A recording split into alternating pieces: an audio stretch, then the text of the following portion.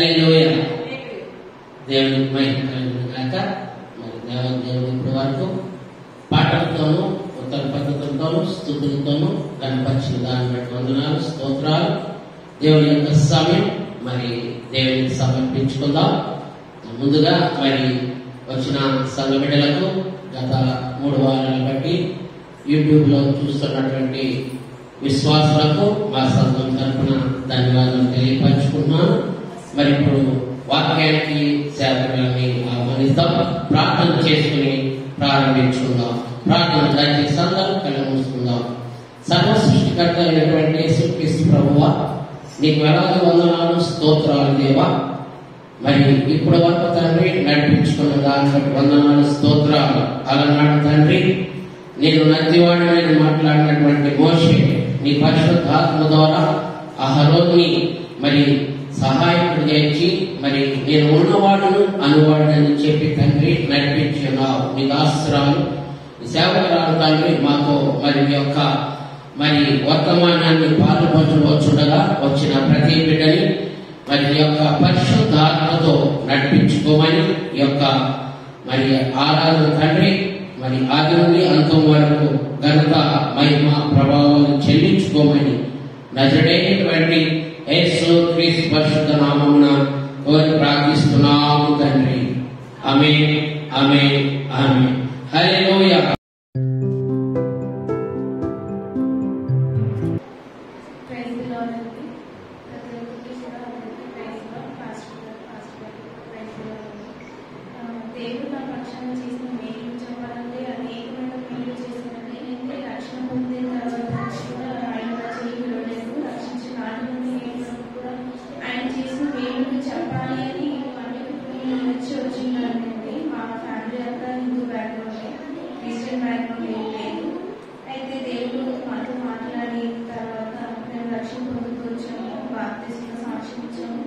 తర్వాత నాకు వివాహం చేయడం తర్వాత మరి మా పెద్ద బాబుకి కొంచెం హైడ్రోజల్ ప్రాబ్లం వచ్చిందండి.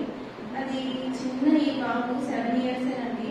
చాలా హెల్త్ ఇష్యూస్ వచ్చేవి ఆ బాబుకి. ఎంత ప్రార్థన చేసుకునేదాన్ని తెల్లారి వేసి ఈ సంఘానికి మాకు తెలిసిన చుట్టాల ద్వారా వచ్చిన ద్వారా ఈ సంఘానికి వచ్చాము. తీసుకెళ్ళామండి, డాక్టర్స్ని కన్సల్ట్ చేశాము. అది ఆపరేషన్ పడుతుందమ్మా అని చెప్పాను. ఆపరేషన్ పడుతుంది అంటే బాబు 7 years అండి మా పెద్ద అబ్బాయికి. ఆపరేషన్ అంటే చాలా భయపడిపోతూ వచ్చాము. నేను మన సొంత ఫ్యామిలీలో ఎలా షేర్ చేసుకుంటామో అలా షేర్ చేసుకున్నప్పుడు పాస్టర్ గారి ద్వారా అనేక మేలు దేవుడి ద్వారా మేము పొందుతూ వచ్చాము. కొన్ని వారాలు చేశారనమాట. అలాగే కొన్ని వారాలు చేసి ఫోన్ చేస్తూ ఉండేవారు. తగ్గిందా, ఇంకా సైజ్ తగ్గిందా అని నాకు ఫోన్ చేసి అడుగుతూ వచ్చేవారు. అప్పుడు చెక్ చేసుకుంటూ ఉండేదాన్ని. చెక్ చేసుకుంటూ ఉన్నప్పుడు వారికి కొంచెం సైజ్ నిజంగానే తగ్గుతూ వచ్చింది. హాస్పిటల్ గారు కూడా ఎప్పుడు మాకు ప్రార్థన చేస్తూనే ఉంటారు. ఏ అవసరం వచ్చినా కానీ భయపడకుండా చెప్పి ప్రార్థన చేసుకుంటూ తప్పకుండా దేవుడు గొప్ప కార్యాలు చేస్తారు అని చెప్పి ధైర్యపరుస్తూ వస్తారండి. నిజంగా నాకు తల్లిగా నష్టో పోతేగా ఎంతగానో నాకు సహాయం చేస్తూ వస్తారు. ఇంతగా ఈ సంఘం నన్ను ఆదర్శించి ధైర్యపరుస్తున్నందుకు నేను ఎంతైనా ఇస్తాను అనుకుంటూ ఈ కొద్ది సాక్ష్యం మరి దేవుడు తీర్చుకున్నాను. దేవుని నామానికి వందనాలండి. ఇర్మియా గ్రంథము 13వ అధ్యాయము మొట్టమొదటి వచనం. యెహోవా నాతో ఇలాగ సెలవిచ్చెను, నీవు వెళ్ళి అవిసెనారు నడుకట్టుకొని నీ నడుమున దానిని కట్టుకొనుము, నీళ్లలో దాన్ని వేయకుము. కావున యెహోవా మాట చొప్పున నేను నడుకట్టు ఒకటి కొని నడుమున కట్టుకొంటిని. రెండవ వారు యెహోవా వాక్కు నాకు ప్రత్యక్షమై నీవు కొని నడుమున కట్టుకొనిన నడుకట్టును తీసివేసి లేచి యూఫ్రటీసు నదికి పోయి అక్కడ నున్న వంటదిట్టులో దానిని దాచిపెట్టుమనగా యెహోవా నాకు ఆజ్ఞాపించినట్లు నేను పోయి యూఫ్రటీసు నది దాన్ని దాచిపెట్టి తిని. చిన్న ప్రార్థన చేసుకున్నాం. పరమా జీవము నాకు నివా తిరిగి లేచెను నాతో నుండ. పరమా జీవము నాకు నివా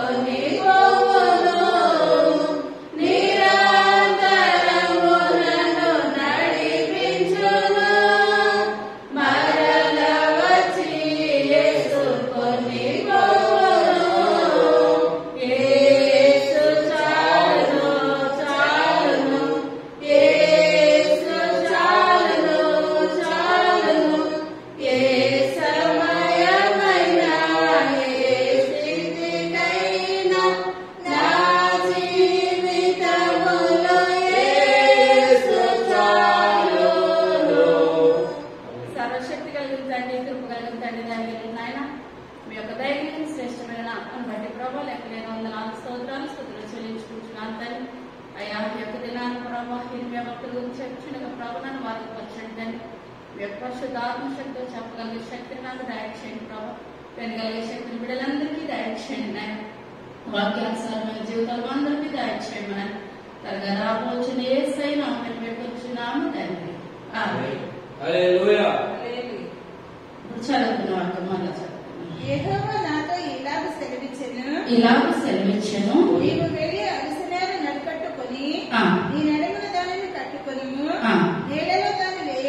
నీళ్లలో దాన్ని వేయకము. కావున యెహోవా మాట చొప్పున నేను నడికట్టు ఒకటి కొని నడుమున కట్టుకొంటిని. చాలా దేవాది దేవుడు ఇర్మియా భక్తులతో మాట్లాడుతున్నాను. ఏమనంటే, నీవు వెళ్ళి నడుమునకు అలసనార నడకట్టు కొనమని చెప్పినప్పుడు ఇర్మియా భక్తులు ఏం చేస్తారండి, అలసనార నడకట్టును కొని అది తెచ్చుకున్నారనమాట.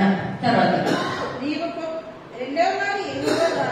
ఇప్పుడు రెండవ మారంటే మొదటిసారి ఆలోచిస్తేనే దేవుడు మళ్ళా రెండవసారి ఇంకొక అవకాశం ఇస్తాడు. మనం ఎవరికైనా ఏదైనా పని చెప్పామంటే పలానా పని చేయండి అని చెప్పినప్పుడు మనం చెప్పినప్పుడు వాళ్ళ పని ఆలోచిస్తే మళ్ళీ మనం ఏం చేస్తాము, రెండవసారి వాళ్ళకి మళ్ళీ ఒక పని చెప్తాం. ముందుసారి చేయకపోతే రెండవసారి ఏమాత్రం కూడా మనము పని చెప్పడానికి వాళ్ళకి అవకాశం ఉండదు. ఇప్పుడు ఇర్మియా గారు దేవుడు చెప్తున్నాడు, నువ్వు అలసనార నడకట్టు తెచ్చుకోమని చెప్పినప్పుడు వెంటనే ఆయన ఏం చేశారంటే అలసనార నడకట్టు తెచ్చుకున్నారు కనుక మళ్ళా దేవాదేవుడు రెండవ మరి అవకాశం ఇచ్చాడు. ఇప్పుడు అలా చేసిన వాళ్ళు ఎవరన్నా మొదటి రాజుల గ్రంథము 17వ అధ్యాయము 2వ వచనం. పిమ్మటి యెహోవా వాక్కు అతనికి ప్రత్యక్షమై నీవు ఎదుట నుండి తూర్పు వైపునకు పోయి యోర్దానుకు ఎదురుగా ఉన్న కేరీతు వాగు దగ్గర దాగి ఉండుము. ఆ వాగు నీరు నీవు త్రాగుదువు.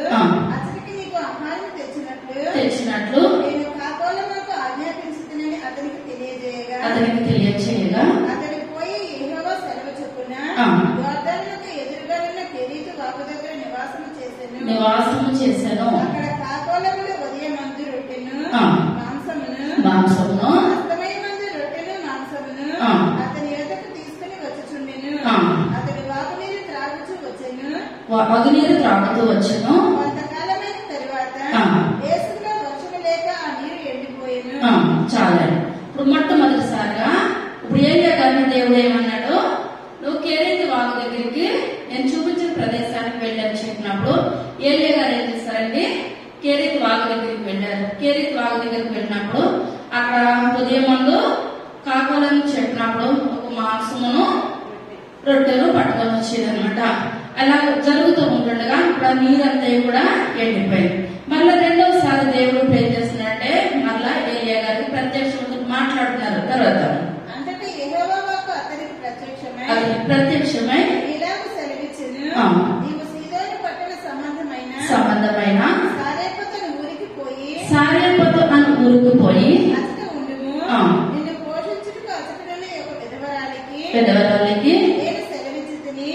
అందుకు అతడు లేచి సారేపతులకు పోయి పట్టణపు గవిని యొద్దకు రాగా ఒక విధవరాలు అతడు కట్టెలు ఏరుచుండుట చూచి ఆమెను పిలిచి త్రాగుటకే పాత్రతో కొంచెం నీళ్లు నాకు తీసుకుని రమ్మని వేడుకొనెను.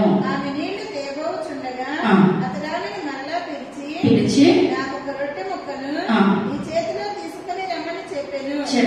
అందుకనే ఈ దేవుడైన యెహోవా జీవముతోడు రొట్టెలో పట్టడి పిండియు రొట్టెలో కొంచెము నూనెయు నా యొద్ద నున్నవే గాని అప్పం ఒకటైనా లేదు. మేము చావక ముందు నేను ఇంటికి పోయి వాటిని నాకును నా బిడ్డకును సిద్ధము చేసుకునవలెనని కొన్ని కులలు ఏరుటకే వచ్చుతున్నెను. అప్పుడు ఏలియా ఆమెతో ఇట్లనెను,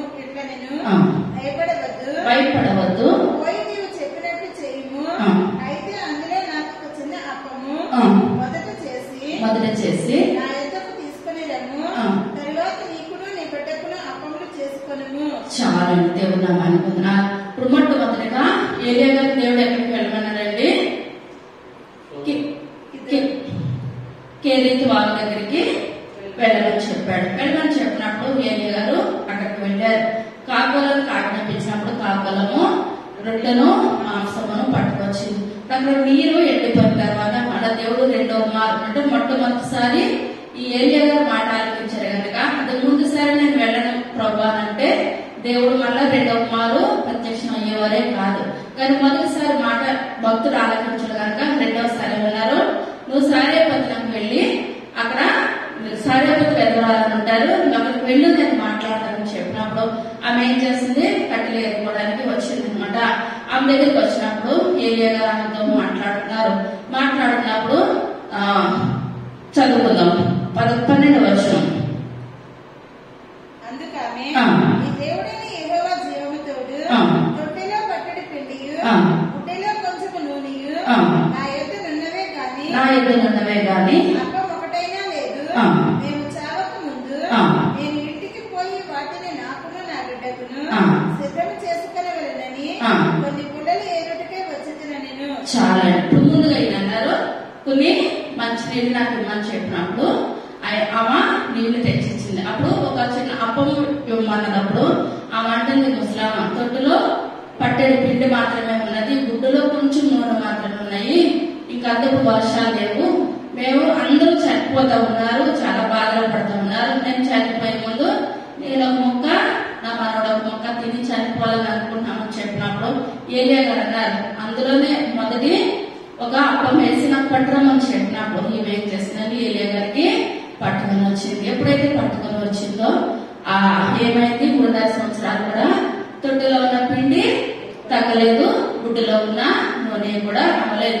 ఏ పూట ఆహారం ఆ పూట ఇచ్చి దేవుడు 3.5 సంవత్సరాలు కూడా ఆయన సారేపట్లో ఉన్న ఆయన వివరాలు తన మనవన్ని ఏలియా గారిని పోషిస్తూనే వచ్చారు.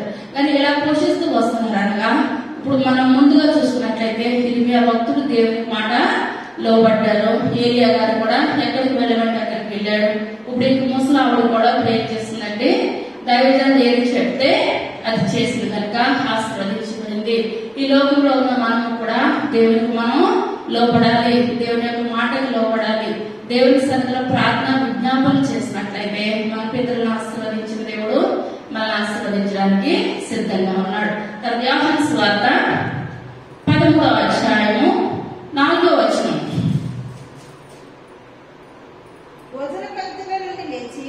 భోజన పంక్తిలో నుండి లేచి తన కైవస్త్రం అవతల పెట్టివేసి ఒక తువాలు తీసుకొని నడుమునకు కట్టుకొనెను. అంతటి పల్లెంలో నీళ్లు పోసి శిష్యుల పాదములు కడుగుటకును దాన్ని కట్టుకొని ఉన్న తువాలతో తుడుచుటకును మొదలు పెట్టెను. ఇట్లు చేయుచు ఆయన సీమోను పేతురు వద్దకు వచ్చినప్పుడు అతడు ప్రభువా నీవు నా పాదములు కడుగుదువా అని ఆయనతో అనెను. అందుకు యేసు నేను చేయుచున్నది ఇప్పుడు నీకు తెలియదు గాని ఇక మీదట తెలుసుకుందామని అతనితో చెప్పగా పేతురు నీవెన్నడూ నా పాదములు కడగరాదని ఆయనతో అనెను. చాలా ఇప్పుడు మనం చూసుకున్నట్లయితే దేవుడు ఇంకా సిలువ వేయబడడానికి సిద్ధంగా ఉన్నారు. ఆ సిద్ధంగా ఉండే ముందు శిష్యులు యేసయ్య అందరూ కూడా ఒక గదిలో ఉండి దేవాలయంలో ఏం చేస్తున్నారంటే శిష్యులు నడుమనకు ఏం కట్టుకున్నారండి, దట్టి కట్టుకున్నారు. నడుమనకు దట్టి అనగా ఏంటంటే నడుగట్టు ఏంటంటే పరిశుద్ధత, దేవుని యొక్క మహిమ, దేవుని యొక్క వాక్యము. యేసయ్య ఇప్పుడు ఏం చేస్తున్నారు, మొట్టమొదటిగా ఆయన నడుమనకు దట్టి కట్టుకున్నారు అనమాట. ఆయన ఎలా పరిశుద్ధంగా ఉన్నారో మనందరూ కూడా అలా పరిశుద్ధంగా ఉండాలని మనకి కూడా మనకి ఏముండాలి, నడుమనకు దట్టి ఉండాలన్నమాట. యేసయ్య దట్టి కట్టుకొని శిష్యులకు పాదాలు కడిగి ఆయన శరీరాన్ని ఆయన రక్తాన్ని రాబో దినాల్లో మీరందరూ కూడా ప్రేమ చేయాలి, నా యొక్క శిలువని జ్ఞాపకం చేసుకోవాలి, నా యొక్క మరణాన్ని జ్ఞాపకం చేసుకోవాలి. ఇది నాక శరీరము నా యొక్క రొట్టె, మీ బిడ్డల తరతరాలు కూడా మీరు నా యొక్క మరణాన్ని జ్ఞాపకం చేయాలని యేసయ్య ఈ లోకంలో ఉన్నప్పుడు సిలువ వేయబడడానికి ముందు ఆయన శిష్యులకు పాదాలు కడిగి ఆయన ఏం చేస్తారంటే నడుమన తట్టి చాలా తగ్గించుకున్నారనమాట. చాలా పరిశుద్ధ కలిగి జీవించారు. మనం కూడా ఈ లోకంలో ఉన్న మనం యేసయ్య ఎలాగైతే జీవించారో మనందరికి కూడా నడుమనకి ఏమి ఉండాలి, దట్టి ఉండాలి. ఇర్మియా భక్తులతో కూడా దేవుడు ఏమైనా మాట్లాడుతున్నాడు, నువ్వు వెళ్ళి అవసరాలు నడుకట్టును దట్టి కొని తెమ్మని చెప్పినప్పుడు ఇర్మియా గారు అవసరాల నడుకట్టు తెచ్చుకున్నారు. అదే ఇర్మియా గ్రంథము 13వ అధ్యాయము 3వ వచనం. రెండవ మారు యెహోవా వాక్కు నాకు ప్రత్యక్షమై నీవు కొని నడుకట్టును తీసివేసి లేచి యూఫ్రటీసు నద్దకు పోయి అక్కడనున్న బండబెట్టలో దానిని దాచిపెట్టుమనగా యెహోవా నాకు ఆజ్ఞాపించినట్లు నేను పోయి యూఫ్రటీసు నద్ద దాన్ని దాచిపెట్టితిని. చాలా దేవుడు నమ్మానికి వందనాలు. ఇప్పుడు యెరూషలేము నుండి ఆయన యూఫ్రటీస్ వెళ్ళాలంటే 700 మైళ్ళ దూరం అన్నమాట. ఎంత దూరము యూఫ్రటీస్ నది? 700 మైళ్ళ దూరము. ఇర్మియా గారు ఏం చేశారంటే మొట్టమొదటిగా ఆయన అవసరారా నడికట్టు కొనమంటే కొన్నారు, తెచ్చుకున్న తర్వాత మళ్ళా దేవుడు రెండో మాట ప్రత్యక్షం ఏమన్నారు, నువ్వు కొన్న వ్యవసనాలు నడకట్టు యూఫ్రటీస్ నది దగ్గరికి వెళ్ళు, నది దగ్గరికి వెళ్ళి నువ్వేం చేస్తావు అది అక్కడ పెట్టని చెప్పినప్పుడు 5 దినాల్లో కాలు నడవాలన్నమాట. ఇప్పుడు యెరూషలేము నుంచి యూఫ్రటీస్ వెళ్ళాలనంటే ఇప్పుడు ఎంత అని చెప్పారంటే ప్రయాణము 700 మైళ్ళ దూరం అన్నమాట. దాదాపు అది 4 నెలల ప్రయాణము. ఇప్పుడు ఏం చేస్తున్నారు ఇర్మియా గారు? 4 నెలలు ప్రయాణం చేసి అక్కడికి కొన్న అవసరాలు నడకట్టును పట్టుకొని వెళ్ళి అక్కడ పెట్టారనమాట. అదే ఆదికాండము 2వ అధ్యాయము 10వ వచనం. మరియు ఆ తోటను తడుపుటకు ఏదేనులో నుండి ఒక నది బయలుదేరి అక్కడ నుండి చీలిపోయి 4 శాఖలాయను. మొదటి దాని పేరు పీషోను. అది హవీలా దేశమంతటి చుట్టూ పారుచున్నది. అక్కడ బంగారం ఉన్నది. ఆ దేశపు బంగారం శ్రేష్టమైనది. అక్కడ గోళములు గోమేధికములను దొరుకును. రెండవ నది పేరు గీహోను. అది కూషు దేశమంతటి చుట్టూ పారుచున్నది. మూడవ నది పేరు హిద్దెకెలు. అది అషూరు తూర్పు వైపున పారుచున్నది.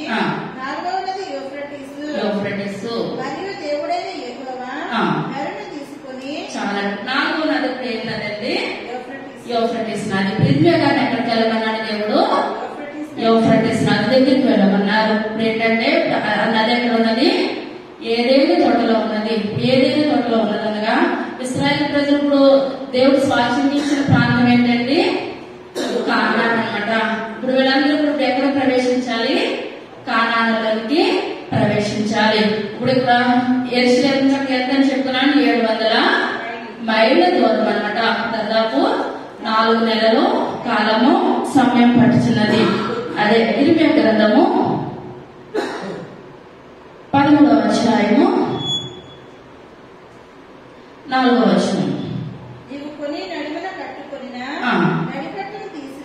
నడికట్టును తీసివేసి లేచి యూఫ్రటీసు నద్దకు పోయి అక్కడనున్న బండబెట్టలో దానిని దాచిపెట్టుమనగా యెహోవా నాకు ఆజ్ఞాపించినట్లు నేను పోయి యూఫ్రటీసు నద్ద దాన్ని దాచిపెట్టుకొని అనేక దినములైన తర్వాత యెహోవా నీవు లేచి యూఫ్రటీసు నద్దకు పోయి నేను అక్కడ దాచిపెట్టుకొని నీకు ఆజ్ఞాపించిన నడికట్టును అక్కడ నుండి తీసుకొనిమని నాతో చెప్పగా నేను యూఫ్రటీసు నద్దకు పోయి త్రవ్వి నడికట్టును దాచిపెట్టిన చోట నుండి దాన్ని తీసుకుంటుంది.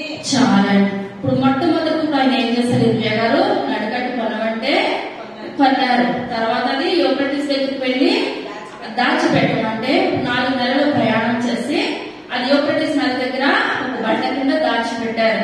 దాచిపెట్టి వచ్చిన తర్వాత కొద్ది రోజులు అయిన తర్వాత దేవుడు మరలా ఏమంటున్నాడు, నువ్వు మరలా యూఫ్రటీస్ నది దగ్గరికి వెళ్ళి నువ్వు అక్కడ పెట్టిన అవసరాలా నడికట్టు మరలా తీసుకొని రమ్మని చెప్పినప్పుడు ఇర్మియా గారు ఏమాత్రం కూడా మాట్లాడలేదు. ఇర్మియా వివాహం చేసుకోవద్దని దేవుడు చెప్పినప్పుడు దేవుడు చెప్పిన మాటను బట్టి ఇర్మియా గారు ఏం చేయలేదండి, వివాహము ఎంత మాత్రం కూడా చేసుకోలేదు. దేవుడు ఏదైతే అదే ఆయన ఆలోచించారు. ఆయన ఏది చేయమంటే ఇర్మియా భక్తుడు అదే చేశాడు. కన్నీటితో విజ్ఞాపన చేసేవాడు. కన్నీటి ప్రార్థన చాలా గొప్ప విలువైనది అనమాట. బలమైనది, శక్తి కలిగిన ప్రార్థన. ఇర్మియా గారు ఎప్పుడు కూడా కన్నీటితోటే ప్రార్థన విజ్ఞాపనం చేసేవారు ఇశ్రాయేలు ప్రజల గురించి. ఇశ్రాయేలు ప్రజలు ఏమాత్రం కూడా మాట వినట్లేదు ప్రభా, వాళ్ళు సరైన దారిలో మంచిగా ఉండే కృపలు దయచేయడానని కన్నీరుతో ఇర్మియా భక్తులు ప్రార్థన చేసేవాడు. ఇక్కడ కూడా దేవుడు ఏది చేయమంటే మరలా అక్కడికి వెళ్ళాడైనా 4 నెలలు ప్రయాణం చేశాక వెళ్ళినప్పటికీ ఇప్పుడు నడకట్టు ఎలా ఉందండి, పనికి రాకపోయింది. ఇప్పుడు మనమైతే అనుకోవచ్చు, అయ్యో దేవుడు మరలా అంత దూరం వెళ్ళమన్నాడు, నేను 4 నెలలు నడుచుకుంటే అక్కడికి వెళ్ళాను, ఇది ఎందుకు పనికిరాదు. కానీ పనికిరాని వస్తువు మనల్ని ఇలా పంపించే దేవుడు మనం అయితే అనుకోవచ్చేమో కానీ ఇర్మియా గారు ఏమనుకున్నారండి, ఏ మాత్రం కూడా మారు మాట మాట్లాడకుండా వచ్చేసారు. ఇప్పుడు నడుకట్టు అనగా ఏంటంటే లేవి గ్రంథము, లేవియా కాండము 8వ అధ్యాయము 6వ వచనం. లేవియా కాండము. అప్పుడు మోషే అహరోనును అతని కుమారుల దగ్గరకు తీసుకుని వచ్చి నీళ్లతో వారికి స్నానము చేయించెను. తరువాత అతనికి చొక్కాయిని తొడిగి అతనికి దట్టిని కట్టి నిలువటంగిని ఏఫోదును వేసి ఏఫోదు యొక్క విచిత్రమైన నడికట్టును అతనికి కట్టి దాని వల్ల అతనికి ఏఫోదును బిగించి అతనికి పతకము వేసి. చాలా ఇప్పుడు యాజకులకు ఏముండాలి, నడికట్టు ఉండాలన్నమాట. అప్పుడు ప్రధాన యాజకులకి దేవుని మందిరంలోకి వెళ్ళాలంటే అహరోను కుమారుడికి నడికట్టు ఎంతో ప్రాముఖ్యమైనది అనమాట. నడికట్టు పరిశుద్ధత, దేవుని యొక్క మహిమ, దేవుని యొక్క ప్రభావము. దేవుడు మాట్లాడుతున్నాడు మోషేతో, అహరోను సంతతి యాజకత్వం చేయాలంటే, వాళ్ళ దేవుని మందిరంలోనికి ప్రవేశించాలంటే, గుడారంలోకి ప్రవేశించాలంటే వాళ్ళకి ఏముండాలి, మొట్టమొదటిగా నడికట్టు పరిశుద్ధత కలిగి వాళ్ళు జీవించాలని దేవుడు మాట్లాడుతున్నాడు. అదే నిర్మాకాండము 28వ అధ్యాయము 39వ వచనం. మరియు సన్ననారతో చొక్కాయిని బుట్టాపనిగా చేయవలెను, సన్ననారతో పాగాలు నేయవలెను, దట్టిని బుట్టాపనిగా చేయవలెను. అహరోను కుమారులకు నీవు చొక్కాయిలు కుట్టవలెను, వారికి దట్టెలను చేయవలెను, వారికి అలంకారములు ఘనతయు కలుగునట్లు కొల్లాయిలను వారికి చేయవలెను. చాలా ఇప్పుడు మన ప్రధాన యాజకునికి బలి అర్పించేటప్పుడు ఏం చేయాలంటే, ఇప్పుడు వీళ్ళు అహరోను సంతతి వారు ఆ యొక్క నడుమున గడ్డి వేసుకొని ఆ యొక్క దేవునికి బలి అర్పించినట్లయితే దేవుని యొక్క కోపం ఏమవుతుంది, తగ్గుతుంది అనమాట. దేవుని యొక్క కోపం చల్లారుతుందని ఇప్పుడు యాజకులు ఏం చేస్తున్నారు, నడుమునకు నడికట్టు కట్టుకొని ఇప్పుడు ఇశ్రాయేలు ప్రజలు చేసిన పాపాలన్నింటికి ఆ పాపాలు పోవాలనగా, దేవుని యొక్క ఉగ్రత వాళ్ళ మీద రాకుండా ఉండాలనగా మొట్టమొదటిగా యాజకులకి ఏముండాలి, నడుమనకు సన్నని ఒక దట్టి ఉండాలి. నడుమనకు దట్టి కట్టుకొని దేవునికి ప్రే చేస్తారు. ఆ దట్టి లేకుండా దహన బలులు గాని బలులు గాని ఏది కూడా అర్పించడానికి వీలు లేదనమాట. ఇప్పుడు దట్టి లేకుండా, దట్టి ఉంటేనే వాళ్ళు పరిశుద్ధ మందిరంలోనికి రావడానికి అధికారం ఉండాలి. పరిశుద్ధత కలిగి దేవునికి బలి అర్పించాలి కానీ పరిశుద్ధత లేకుండా ఎవరు కూడా దేవుని సన్నిధిలో ప్రవేశించడానికి అర్హత ఎంత మాత్రం కూడా లేదు. ప్రకటన గ్రంథము 19వ అధ్యాయము 8వ వచనం. మరియు ఆమె ధరించుకొనుటకు ప్రకాశములను నిర్మలములనైనా సన్నపు నారబట్టలు ఆమెకి ఇయ్యబడెను, సన్నపు నారబట్టలు ఆమెకి ఇయ్యబడెను. అది పరిశుద్ధుల నీతి క్రియలు. మరియు అతడు నాతో ఇలాగ చెప్పెను, మరియు ఆమె ధరించుకొనుటకు ప్రకాశములను నిర్మలమునైనా సన్నపు నారబట్టలు ఆమెకి ఇయ్యబడెను, అవి పరిశుద్ధ నీతి క్రియలు. పరిశుద్ధుల నీతి క్రియలు. ఇక్కడ చూసుకున్నట్లయితే ఫస్ట్ ఏముందండి, ఆమె అన్నప్పుడు ఎవరు, మనమే, సంఘము. ఇప్పుడు సంఘంలోకి వస్తున్నాం, మనందరికి కూడా ఇప్పుడు ఏముండాలి, నడుమునకు దట్టి ఉండాలి.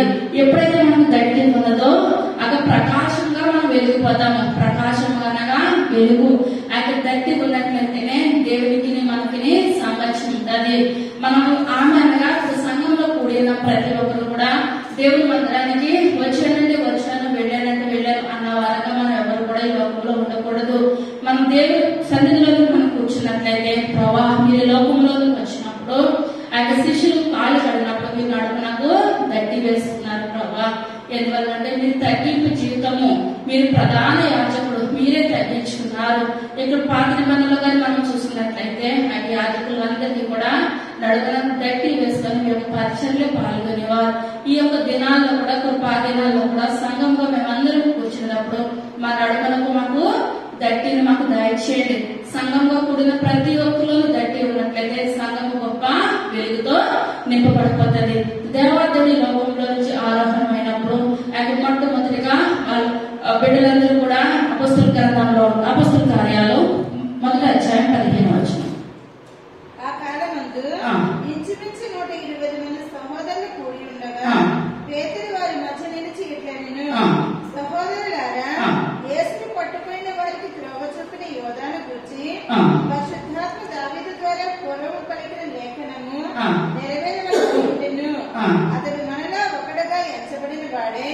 అపొస్తలుల కార్యాలు 2వ అధ్యాయం 17వ వచనం. అంచె దినములందు నేను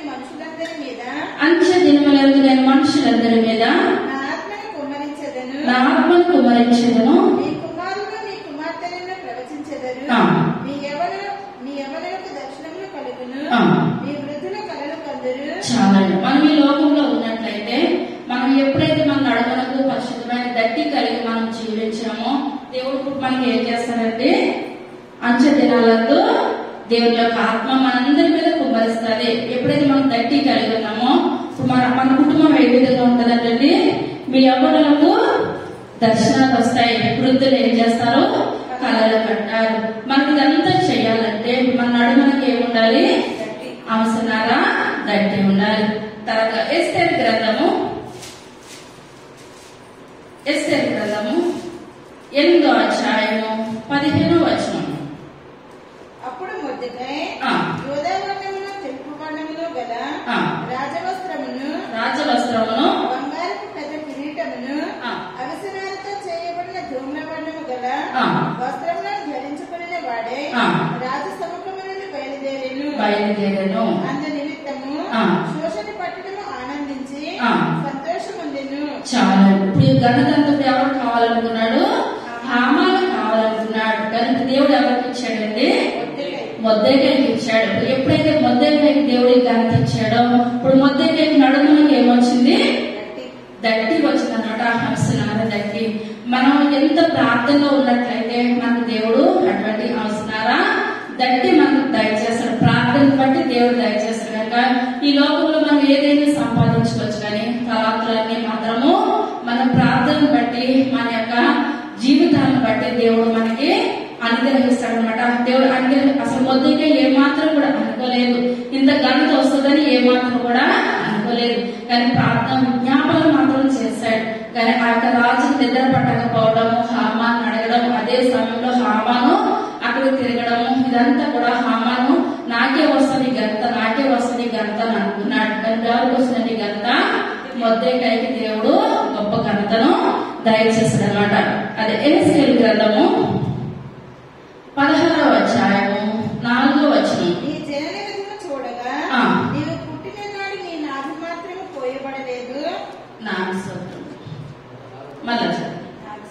నీ జనన విధము చూడగా నీవు పుట్టిన నాడు నీ నాభి సూత్రము పోయబడలేదు. శుభ్రమగుటకు నీవు నీడతో కడగబడలేదు. వారు నీకు ఉప్పు రాయకపోయిరి. బట్ట చుట్టకపోయిరి. ఈ పనులలో ఒకటైనను నీకు చేయవలెనని ఎవరినూ కటాక్షింపలేదు. నీ యందు జాలిపడిన వాడొకడును లేకపోయెను. నీవు పుట్టిన నాడే బయట నేలను పారవేయబడి చూడ అసహ్యంగా ఉంటివి. అయితే నేను నీ యొద్దకు వచ్చి రక్తంలో పొర్లుచున్న నిన్ను చూచి ఈ రక్తంలో పొర్లిన నీవు బ్రతుకుమని నీతో చెప్పి తిని. నీవు నీ రక్తంలో పొర్లిలను బ్రతుకుమని నీతో చెప్పి తిని. మరియు నేల నాటబడిన చిగురు వృద్ధియగునట్లు నేను నిన్ను వృద్ధిలోనికి తేగా నీవు ఎదిగి పెద్దదానవై ఆభరణ భూషితురాలవైతివి. దిగంబరివై వస్త్రహీనముగా నున్న నీకు స్తనములు ఏర్పడెను, తల వెంట్రుకలు పెరిగెను. చాలు. ఇప్పుడు ఇదంతా కూడా దేవుడు ఎహెజ్కేలుకి తెలియపరుస్తున్నాడు అనమాట. ఇప్పుడు మనం పుట్టినప్పుడు మనం ఎలా ఉన్నామంటే నాభి సూత్రం ఏమాత్రం కూడా ఇప్పుడు ఏమైందండి? పోయబడలేదన్నమాట. మనం ఎటు పడితే అలాగున్నాం. మనం మంచి జీవితంలో లేవు. అప్పటి నుంచి కూడా దేవుని యొక్క కృపను బట్టి దేవుడు మనం ఏం చేస్తున్నాడు? భద్రపరుస్తూ ఉన్నాడు.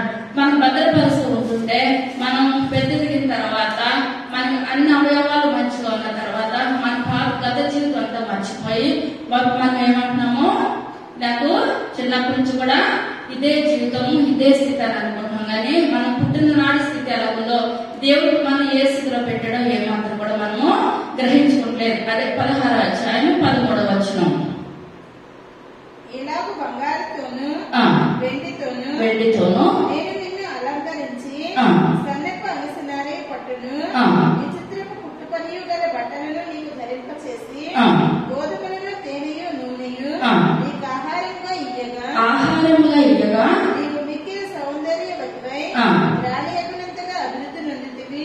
చాలండి. ఇప్పుడు దేవుడు మనకి ఇదంతా దయచేస్తుంటే మనం దేవుడు ఏమాత్రం కూడా లక్ష్య పెట్టట్లేదు. నేను చిన్నప్పటి నుంచి కూడా అందరిలో నేను సౌందర్యవతిని, నాకు అది ఇదని మాట్లాడుతున్నాం. కానీ దేవుడు ఇర్మియాని యూఫ్రటీస్ నది దగ్గరికి వెళ్లి అవసరాలు అక్కడ పెట్టు, మరలా పెట్టిన తర్వాత మళ్ళా యూఫ్రటీస్ నది దగ్గరికి వెళ్లి అది ఎలాగో పట్టుకురా అని యూఫ్రటీస్ అని ఎందుకంటాడంటే ఇశ్రాయేల్ ప్రజలకు దేవుడు కానాన్ని స్వాచ్ఛంగా ఇస్తానని అన్నాడు. మన పితృడైన అబ్రహాంకు దేవుడు మాట ఇచ్చాడు.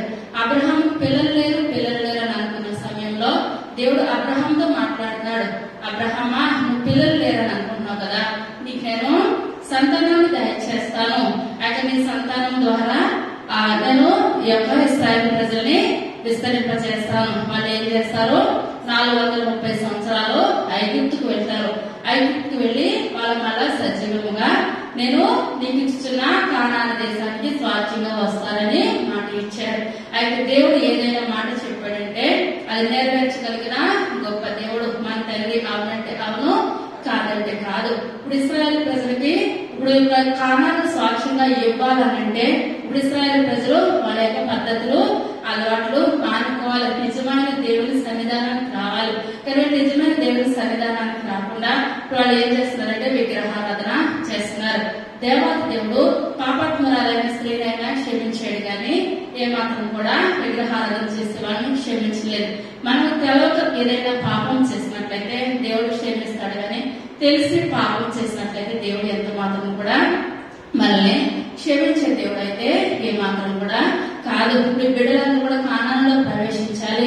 దేవుడు ఇచ్చిన యొక్క స్వాచ్ఛము ఏదైనా తోట దగ్గరికి రావాలి, కానాను దగ్గరికి రావాలి. కానీ ఇర్మియా గారు కన్నీటి ప్రార్థన చేస్తున్నారు. ఇప్పుడు మనం చూసినట్లయితే ద్వితీయోపదేశకాండము 11వ అధ్యాయము 24వ వచనం. మీరు అడుగుపెట్టి ప్రతి స్థలము మీది అగును, అరణ్యము మొదలుకొని లెబానోను వరకును యూఫ్రటీస్ నది మొదలుకొని పడమటి సముద్రం వరకును ఏ మనుషుడును మీ ఎదుట నిలబడు తాను మీతో చెప్పినట్లు మీ దేవుడైన యెహోవా మీరు అడుగుపెట్టు దేశమంతటి మీద మీ వెదురు మీ భయము పుట్టించును. చూడుడి నేడు నేను నీకు మీ ఎదుట నీవైన శాపమును పెట్టుచున్నాను. చాలా దేవుడు అనుకుందా. ఇప్పుడు దేవుడు ఏంటంటే వీళ్ళకి ఏం చెప్పాడండి, మన పితరుడైన మోషే గారు కూడా అయితే కానాన్ని స్వాచ్ఛంగా మీకు ఇస్తాను, కానాన్ని స్వాచ్ఛంగా ఇస్తాను అని చెప్పినందుకు ఇప్పుడు ఇర్మియా గారు ప్రార్థన చేస్తున్నారు. ఇప్పుడు మనందరూ కూడా కానాల్లో స్వాచ్ఛాలు కావాలంటే మీరు విగ్రహారాధన మానండి.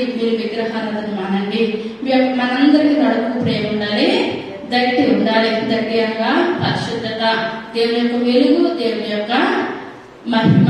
మనం మహిమతో నిండినట్లయితే మన తండ్రి పరిశుద్ధుడు కనుక మనం కూడా పరిశుద్ధంగా ఈ లోకంలో జీవించాలి. ఇప్పుడు జీవించాలి. లోకస్ వార్త 15వ అధ్యాయము 11వ వచనం. మరియు ఆయన ఇట్లనెను ఒక మనుషునికి ఇద్దరు కుమారులుండిరి. వారిలో చిన్నవాడు తండ్రి ఆస్తిలో నాకు వచ్చి భాగమిమ్మని తన తండ్రిని అడుగగా అతడి వారికి తన ఆస్తిని పంచిపెట్టెను. కొన్ని దినములైన తర్వాత ఆ చిన్న కుమారుడు సమస్తమును కూర్చుకొని దూరదేశములకు ప్రయాణమై పోయి అతడు తన ఆస్తిని దుర్వ్యాపారం వల్ల పాడు చేశాను. చాలా ఇప్పుడు దూర దేశంలో వెళ్ళిపోయాడు. ఒక తండ్రికి ఇద్దరు కుమారులు ఉన్నారు. అందులో చిన్న కుమారుడు తన తండ్రికి వచ్చి ఏమంటున్నాడు, నా ఆస్తి నాకు ఇచ్చేయమని చెప్పినప్పుడు తండ్రి చిన్న కుమారుడు ఆస్తి చిన్న కుమారుడికి ఇచ్చినప్పుడు ఆస్తులంతా సేపు కూడా స్నేహితులు ఉన్నారు. ఎప్పుడైతే ఆస్తి అయిపోయిందో ఒక్కొక్క స్నేహితుడు పక్కకు వెళ్ళిపోయాడు. చివరికి పందులు కొట్టు తినడానికి సిద్ధమైపోయాడు చిన్న కుమారుడు. అప్పుడు అనుకుంటున్నాడు, నేను నా తండ్రి దగ్గర నుంచి చాలా దూరం వెళ్ళిపోయాను, నా తండ్రి దగ్గర ఎంతో పని వాళ్ళు ఉన్నారు. నేను ఇప్పుడు వెళ్ళి నా కుమారుడి కింద వెళ్ళను, పనివాడి కింద వెళ్ళి నేను ఉంటానని అనుకున్నాడు. పొద్దు వచ్చి ఇప్పుడు ఏం చేసినట్టు చిన్న కుమారుడు తండ్రి దగ్గరికి వచ్చాడు. ఇప్పుడు ఇక్కడ ఇశ్రాయేల్ ప్రజలు కూడా ఇప్పుడు ఏం కావాలి, ఇప్పుడు వాళ్ళు చాలా దూరం తప్పని కుమారుడు దూరంగా తండ్రి వద్ద నుంచి వెళ్ళిపోయినట్లు ఇశ్రాయేల్ ప్రజలు కూడా దేవుని కార్యాలన్నీ తెలిస్తే ఏది తెరలేనట్లు దేవునికి విరోధంగా దూరంగా వెళ్ళిపోయారు. ఎంత దూరం అంటే ఇప్పుడు దేవునికి అంత దూరం అయిపోయారు ఇశ్రాయేల్ ప్రజలందరూ కూడా. దానికి తప్పని వాడు బుద్ధి వచ్చింది. ఇశ్రాయేల్ ప్రజలు కూడా ఆ యొక్క బుద్ధి కలిగిన వాళ్ళు ఏం చేయాలి? పశ్చాత్తాపం కలిగి తిరిగి రావాలి. మన తండ్రి ఇశ్రాయేలును కాపాడేవాడు కునుకోడు నిద్రపోడు. మన తండ్రి కునుకుండాను నిద్రపోకుండా దివారాత్రులు మన కొరకు ఎవరు ఆయన పాదాల సన్నిధానం వస్తామా, ఆయన పాదాల చెంతకు చేద్దామని ఆయన మన గురించి దివారాత్రులు కూడా ఆయన ఏం చేస్తున్నాడు? కన్నీరు కారుస్తారు అనమాట.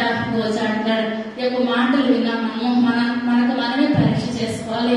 ప్రభా మీ యొక్క సన్నిధానం నేను వస్తున్నాను వెళ్తున్నాను, ప్రభా వస్తున్నాను వెళ్తున్నాను అంటే కాదు, నాకు దట్టి ఉన్నదా, మీ యొక్క మహిమ అవసరం నాకు ఉన్నదా, మీ యొక్క సన్నిధిలో సంఘం ఎత్తబడాలనంటే ఇప్పుడు ప్రతి ఒక్కరు కూడా సంఘానికి ఒక దట్టి అవసరం. నాకు దట్టి ఉండే కృపను దయచేయాలంటే మనం ఎలా ప్రార్థన చేయాలండి? చాలా సమయం దేవునికి సమయం ఎక్కువగా మనం గడపాలి. ప్రార్థన వాక్యం అట్లయితే గడిపినట్లయితే దేవుడు మనకి ఆశ్రయిస్తారు. మన పిల్లలు ఏం చేస్తారు? ఆ యొక్క దర్శనాలు చూస్తారు. అటు వృద్ధులు కలలు కంటారు. అట్లా మన కలల కణాలు దేవుడు మనతో మాట్లాడాలనగా దేవునికి మనకి గొప్ప సాంగత్యము మనందరం కలిగి ఉండాలన్నమాట. పెద్దగా చూసుకున్నట్లయితే ఇర్మియా గ్రంథము 13వ అధ్యాయము 8వ వచనం.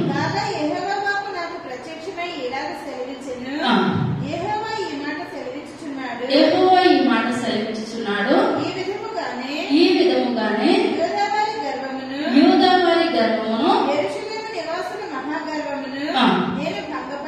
నేను భంగపరచుదును. వాటికి నమస్కారం చేయదమని వాటిని అనుసరించుచు నా మాటలు విననుండక తమ హృదయ కాఠిన్యము చొప్పున నడుచుకొనుచు ఈ ప్రజలు దేనికి పనికిరాని ఈ నడికట్టు వలె ఆగుదురు. నాకు కీర్తి స్తోత్ర మహిమలు కలుగుటకై వారు నాకు జనముగా ఉండినట్లు నేను ఇశ్రాయేలు వంశస్థులనందరినీ యోధా వంశస్థులనందరినీ నడికట్టు నరుని నడుమునకు అంటియున్న రీతిగా నన్ను అంటియున్న చేసితిని గాని వారు నా మాటలు వెనుకపోయి ఉన్నారని. చాలా దేవుడు ఏమనుకుంటున్నాడు? ఇప్పుడు ఆయన నడుకట్టు ఎక్కడ ఉంటదండి? మనిషికి నడానికి అంటి పెట్టుకొని ఉండాలి. ఇప్పుడు దేవాది దేవుడికి ఇప్పుడు మనం ఎలా ఉండాలి? నడుమును అంటి పెట్టుకొని ఉండాలి. అంటి పెట్టుకొని ఉండాలి అంటే ఇప్పుడు మన పాపాలన్నీ కూడా దేవుని సన్నిధిలో ఒప్పుకొని ప్రార్థన చేసి ఇంకేమాత్రం కూడా వెనక చూడకూడదు. తప్పనుకు మాట ఒక్కసారి వెనక చూశాడు, మళ్ళీ ఏమాత్రం కూడా వెనక చూడలేదు.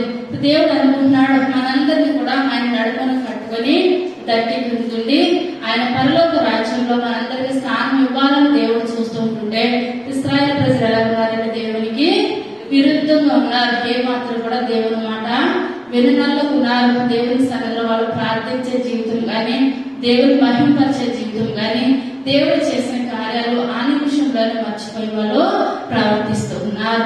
విగ్రహారాధనకు బలి అర్పిస్తూ ఆ యొక్క పూజలు చేస్తూ ఆ యొక్క దేవతలకు బలి అర్పిస్తూ వాళ్ళు భయంకరమైన విగ్రహారాధన స్థితిలో వాళ్ళు ఉన్నప్పుడు దేవుడు హిర్మియా భక్తులతో మాట్లాడతాడు. హిర్మియా నేనెంత చెప్పినా వాళ్ళ నడుకట్టు ఎక్కడుంటదో నాకు దగ్గరగా ఇశ్రాయేలు ప్రజలందరినీ నేను ఉంచుకోవాలని అనుకున్నాను. నాకు దేవుడికి మందిరంలో ఉంచుకోవాలనుకున్నాను, పరలోక పట్టణంలో ఉంచుకోవాలనుకున్నాను. కానీ వాళ్ళు ఏ మాత్రం కూడా మాట వినే ప్రజలైతే ఏ మాత్రం కాదని దేవుడు మాట్లాడతాడు. ద్వితీయోపదేశకాండము 7వ అధ్యాయము 6వ వచనం. ప్రతిష్ఠిత జనము సమస్త జనముల కంటే నిన్ను ఎక్కువగా ఎంచి నిన్ను తనకు స్వకీయ జనముగా ఏర్పరచుకొని మీరు స్వజనముల కంటే విస్తార జనమని యెహోవా మిమ్మల్ని ప్రేమించి మిమ్మల్ని ఏర్పరచుకోలేదు. చాలా ఇప్పుడు దేవుడు మనం ఎలా ఏర్పరచుకుంటున్నాడండి? స్వకీయ జన్మగా. మనకి ఏం ఇస్తానంటున్నాడు? స్వార్థము. అదే అధ్యాయము 3వ వచనం. నీవు వారితో ఇయ్యమందకూడదు, వాని కుమార్తెకి నీ కుమార్తెని ఇయ్యకూడదు, నీ కుమారునికి వాని కుమార్తెను పుచ్చుకొనకూడదు. నేను అనుసరింపకుండా ఇతర దేవతలను పూజించున్నట్లు నీ కుమారుని వారు మళ్లించుదురు. అందును బట్టి యెహోవా కోపాగ్ని నీ మీద రగులుకొని ఆయన నిన్ను త్వరగా నశింపచేయును. కావున మీరు వారికి చేయవలసినది ఏమనగా వారి బలిపీఠములను పడద్రోసి వారి విగ్రహములను పగులగొట్టి. చాలా ఇశ్రాయేలు ప్రజలందరూ కూడా ఏం చేస్తున్నారండి? విగ్రహారాధన చేస్తున్నారు. ఇప్పుడు దేవుని ఆశ ఏంటి? ఇశ్రాయేలు ప్రజలు ఏ రకంగా చేయాలనుకుంటున్నాడు? స్వకీయ జనముగా చేయాలని అనుకుంటున్నాడు. మనందరూ కూడా స్వాచ్ఛాలు ఇవ్వాలని అనుకుంటే ఇప్పుడు వీళ్ళు ఏం చేస్తున్నారండి? విగ్రహారాధన చేసి వాళ్ళతోటి వీలు మంగుతున్నారు, అక్కడ పాపంలో ఉన్నారు. ఎట్టిగా పడితే అట్టిగా ఇశ్రాయేలు ప్రజలందరూ కూడా మార్పు లేని ప్రజలలాగా వాళ్ళు జీవిస్తూ ఉన్నారు. అదే ద్వితీయోపదేశకాండము 26వ అధ్యాయము 16వ వచనం. ఈ కట్టడలను విధులను గైకొనమని ఈ దేవుడైన యెహోవా నీకు ఆజ్ఞాపించి ఉన్నాడు గనుక నీవు నీ పూర్ణ హృదయముతోను నీ పూర్ణ ఆత్మతోను వాటిని అనుసరించి నడుచుకొనవలెను. యెహోవాయే నీకు దేవుడై ఉన్నాడనియు నీవు ఆయన మార్గములందు నడిచి ఆయన కట్టడలను ఆయన ఆజ్ఞలను ఆయన విధులను అనుసరించి ఆయన మాట విందువనియు నేడు ఆయనతో మాట ఇచ్చితివి. మరియు యెహోవా నీతో చెప్పినట్లు నీవే తనకు స్వకీయ జనమై ఉండి తన ఆజ్ఞలన్నిటినీ గైకొందువనియు తాను సృజించిన సమస్త జనముల కంటే నీకు కీర్తి ఘనత పేరు కలుగునట్టు. చాలా దేవుడు మనల్ని ఎలా కలుగు చేస్తున్నాడు? మనకి స్వకీయ జనముగా చేస్తున్నాడు. మనం ఎలా దేవుడిని సేవించాలంటే పూర్ణ హృదయంతోనూ పూర్ణ ఆత్మతోనూ పూర్ణ మనసుతోనూ దేవుడిని మనం సేవించినట్లయితే ఇప్పుడు దేవుడు మనకి ఏం చేస్తానంటాడండి? ఆయన ఘనత తెస్తాడంట, మనకి కీర్తి తెస్తాడంట, మనకు మహిమ తెస్తాడంట. ఈ లోకంలో జీవిస్తున్న మనకు దేవుని బట్టే మనకు ఘనత వస్తుంది, దేవుని బట్టే మనకు మహిమ వస్తుంది. మనం దేవుని బట్టే మనం యథార్థంగా న్యాయంగా నీతిగా ఉన్నట్లయితే మనం దేవుని బైబిల్ పట్టుకున్నాం, మనము దేవుని ప్రార్థన చేస్తున్నాం, మనము ప్రతిది కూడా ఇది మంచి అని తెలుస్తుంది, ఇది చెడు అని తెలుస్తుంది. ఆ చెడుకు దగ్గరగా మనం ఏమాత్రం కూడా ఉండము, మంచి స్థితిలో మనం ఉంటాము. కానీ ఇశ్రాయేలు ప్రజలు ఇప్పుడు ఏం చేస్తున్నారండి? చెడుకు దగ్గరగా ఉంటున్నారు, విగ్రహారాధనకు దగ్గరగా ఉంటున్నారు. కానీ ఇప్పుడు మన సంఘంలోకి వచ్చినప్పుడు మనం ఎలా ఉండాలి? పూర్ణ హృదయంతోనూ పూర్ణ ఆత్మతోనూ పూర్ణ మనసుతోనూ దేవుడిని మనం స్తుతించినట్లయితే దేవుడు మనకి లోపల మనకి ఏం చేస్తాడంటండి? ఘనతను కలగజేస్తాడనమాట. మన శత్రువులే దేవుడు మనకి ఏం చేస్తాడు? భోజనాన్ని సిద్ధపరుస్తాడు. మన నూనెతో మన తల అంటుతాడనమాట. మన గిన్నె నిండి పొందుతుంది. ఆ స్థితిలో మనం ఉండాలంటే మన దేవుని సన్నిధిలో పూర్ణ హృదయంతోనూ పూర్ణ ఆత్మతోనూ పూర్ణ మనసుతో మనం ప్రార్థన చేసినట్లయితే లోకానికి మనము సాతానికి దూరంగా ఉండాలి, దేవునికి మనము దగ్గరగా ఉండాలి. అలా దగ్గరగా ఉన్నట్లయితే దేవుడు మనం చూసి ఆనందించే దేవుడు, మన పిల్ల తరాలని ఆశీర్వదించే దేవుడు. మన జీవితంలో ఉన్నట్లయితే దేవుడు మనందరికి ప్రేమ చేస్తాడండి, ఘనతనిస్తాడు, మనందరికి నడుకట్టును దయచేస్తాడు అనమాట. చివరిగా మొదటి పేతురు రాసిన పత్రిక 2వ అధ్యాయము 9వ వచనం. అయితే మీరు చీకటిలో నుండి ఆశ్చర్యకరమైన తన వెలుగులోనికి మిమ్మల్ని పిలిచిన వాణి గుణాతిశయములను ప్రచురము చేయు నిమిత్తము ఏర్పరచబడిన వంశమును రాజులైన యాజక సమూహమును పరిశుద్ధ జనమును దేవుని సొత్తైన ప్రజలునై ఉన్నారు. చాలా ఇప్పుడు మనము ఇటు రీతిగా మనం పూర్ణ హృదయంతో పూర్ణ ఆత్మతో పూర్ణ శక్తితో మనం ప్రార్థన చేసినట్లయితే మనం ఎలా ఉంటామండి? చీకటిలో నుంచి వెలుగులోకి వస్తామన్నమాట. ఎప్పుడైతే మనం వెలుగులోకి వచ్చామో దేవుడికి మనం దగ్గర అవుతాం. ఎప్పుడైతే మనం దేవుడికి దగ్గర అయ్యామో మన ద్వారా దేవుడు గొప్ప గొప్ప ఆశ్చర్యకార్యాలు జరిగిస్తాడు.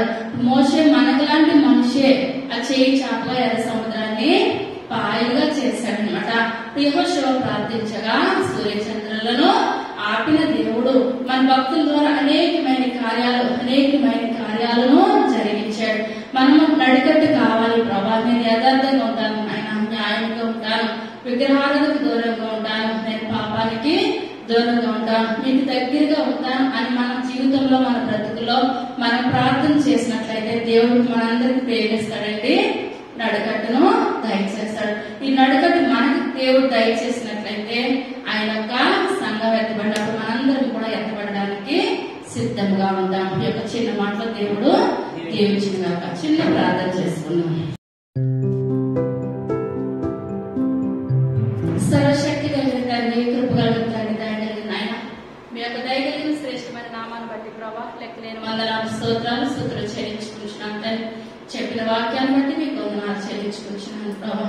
అయ్యా విన్న వాక్యాన్ని బట్టి మీకు వందనాలు బాబు. అయ్యా ప్రతి ఒక్కరు నాయన లోకానికి నాయన బాబు దూరంగా ఉండాలి తండ్రి, మీకు దగ్గరగా ఉండాలి ప్రభా. ఇర్మియా ఏది చేయమంటే అది చేశాడు ప్రభా. మొదటిసారి మాట విన్నాడు కనుక ప్రభా, రెండవ మాట ఇర్మియా మాట ప్రత్యక్షమైంది ప్రభా. ఏలియా గారు మొదటి మాట విన్నారు కనుక రెండవ మాట ఇర్మియా గారికి ప్రత్యక్షమైంది తండ్రి. అయ్యా మేము మీ మాట విన్నట్లయితే ప్రభా రెండవ మాట చెప్పడానికి సిద్ధంగా ఉంటారు ప్రభా. వినగలిగే శక్తిని మా అందరికీ దయచేయండి ప్రభా. ఇప్పుడు నా ప్రతి ఒక్కరికి నాయన నడుకట్టును దయచేయండి ప్రభా. ప్రార్థన జీవితాన్ని దయచేయండి, పరిశుద్ధతను దయచేయండి. మీ యొక్క వెలుగులో మేమందరూ జీవించే కృపను దయచేయండి. మీ యొక్క దీవెన మాకు కావాలి ప్రభా, మీ యొక్క ఆశీర్వాదాలు మాకు కావాలి తండ్రి. అయ్యా నాయన వీటిని విడిచిపెట్టే వాళ్ళం అయితే మేము కాకుండా తండ్రి వాక్యానుసారమైన జీవితాలు మా అందరికీ దయచేయండి ప్రభా. ఇశ్రాయేలు ప్రజలైతేనే ప్రభా అయ్యా ఎంతగానో మీకు విరోధంగా జీవించారు ప్రభా. అయ్యా మేము అక్కడికి ఉండడానికి ఏమాత్రం కూడా వీలు లేదు. మీకు మేము మరింత దగ్గరగా జీవించే కృపను దయచేయండి.